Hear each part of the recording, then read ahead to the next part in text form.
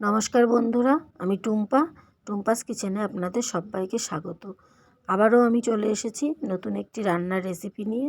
আজকে আমি আপনাদের সাথে শেয়ার করব সর্ষে পাবদার রেসিপি। চলুন দেখে নেওয়া যাক। দেখো বন্ধুরা, মাছগুলোকে আমি ধুয়ে পরিষ্কার করে জল ঝরিয়ে নিয়েছি। এখানে আমি 700 গ্রাম মাছ নিয়েছি। 700 গ্রাম মাছে আমার 6 পিস হয়েছে। এখন এই মাছগুলোকে ম্যারিনেট করে নিতে হবে। তার জন্য প্রথমে আমি হাফ চামচ লবণ দিয়ে দিলাম, আর দেব হাফ চামচ হলুদ গুঁড়ো, আর দিয়ে দেব সামান্য একটু সর্ষের তেল। এখানে আমি 2 টেবিল চামচ মতো সর্ষের তেল দিয়ে দিলাম। এবার এই নুন, হলুদ আর সর্ষের তেল দিয়ে মাছটিকে ভালো করে ম্যারিনেট করে নিতে হবে।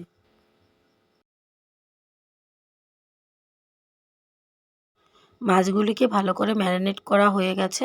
এখন এটাকে আমি 10 মিনিটের জন্য রেখে দেব। এদিকে দেখে নেব মাছটি রান্না করার জন্য আমাদের কি মশলা লাগছে। এখানে আছে 6টি কাঁচা লঙ্কা, 1 চামচ হলুদ সর্ষে, 1 চামচ কালো সর্ষে আর 1 চামচ পোস্ত। এখন এগুলোকে আমি মিক্সচার জারে দিয়ে ভালো করে একটা মিহি পেস্ট তৈরি করে নেব।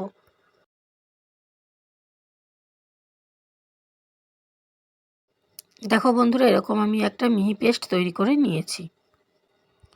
এদিকে রান্নাটি করার জন্য আমি ওভেনে একটি কড়াই বসিয়ে নিয়েছি। কড়াইটি আমাদের গরম হয়ে গেছে। এখন এর ভিতরে দিয়ে দেব পরিমাণ মতো সর্ষের তেল। এই রান্নাটি আমি সর্ষের তেল দিয়ে করব। তেলটিকে ভালো করে কড়াইয়ের গায়ে আমি লাগিয়ে নিলাম। এখন আমি এর ভিতরে সামান্য একটু লবণ দিয়ে দেব, যাতে করে মাছগুলো কড়াইয়ের গায়ে লেগে না যায়।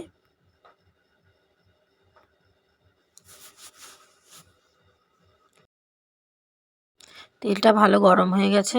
এখন আমি এর মধ্যে দিয়ে দেব ম্যারিনেট করে রাখা মাছ।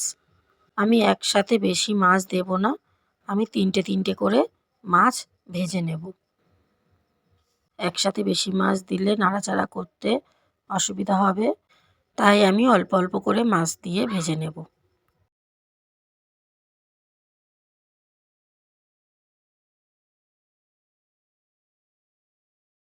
দেখো বন্ধুরা, মাছের এক পাশ ভাজা হয়ে গেছে। এখন আমি এগুলোকে উল্টে দেব। উল্টানোর সময় কিন্তু খুব সাবধানে উল্টাতে হবে। এই মাছগুলো নরম, তাই ভেঙে যাওয়ার সম্ভাবনা থাকে। খুব আস্তে আস্তে মাছগুলোকে উল্টে দিতে হবে।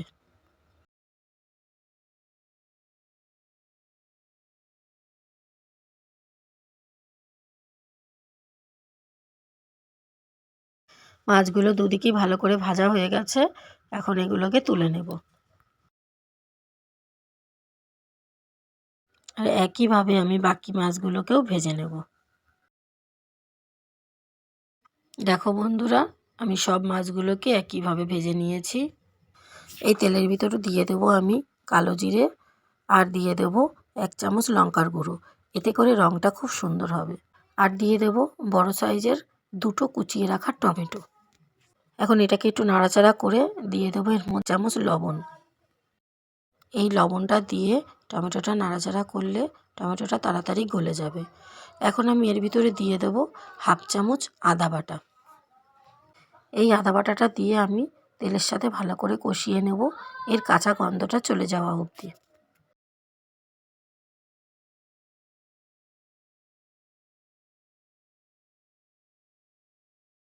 আদাটাকে আমি এর সাথে খুব ভালোভাবে কষিয়ে নিয়েছি। এখন দিয়ে দেবো এর ভিতরে হাফ চামচ হলুদ গুঁড়ো। হলুদটাকে দিয়ে আমি ভালো করে কষিয়ে নিলাম। এখন এর ভিতরে দিয়ে দেবো আগে থেকে পেস্ট করে রাখা মশলাটা।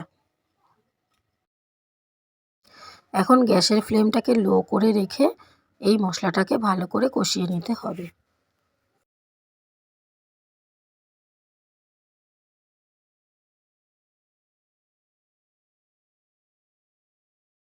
দেখো মশলাটা থেকে কিন্তু তেল ছাড়া শুরু করেছে। এটাকে আরও কিছুক্ষণ কষিয়ে নেব।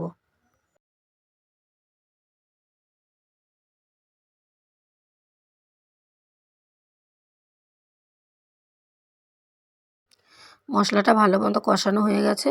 এখন মিক্সচার জারটা ধুয়ে এতে পরিমাণ মতো জল দিয়ে দেবো। এখন এটাকে ভালো করে মিশিয়ে অপেক্ষা করব ঝোলটা ফুটে ওঠা অবধি।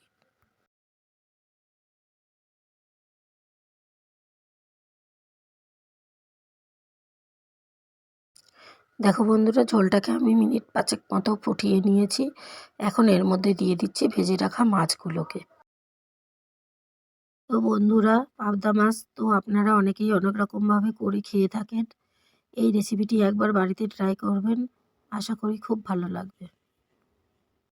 এই মাছটাকে দিয়ে আমি আরও 2-3 মিনিট ফুটিয়ে নেব, তাহলেই আমাদের রান্নাটা কমপ্লিট হয়ে যাবে। তো বন্ধুরা, আজকের এই রেসিপিটি আপনাদের কেমন লাগলো অবশ্যই কমেন্টে জানাবেন। ভালো লাগলে লাইক করবেন, বন্ধুদের সাথে শেয়ার করবেন, আর চ্যানেলটি যদি সাবস্ক্রাইব করা না থাকে অবশ্যই সাবস্ক্রাইব করে রাখবেন।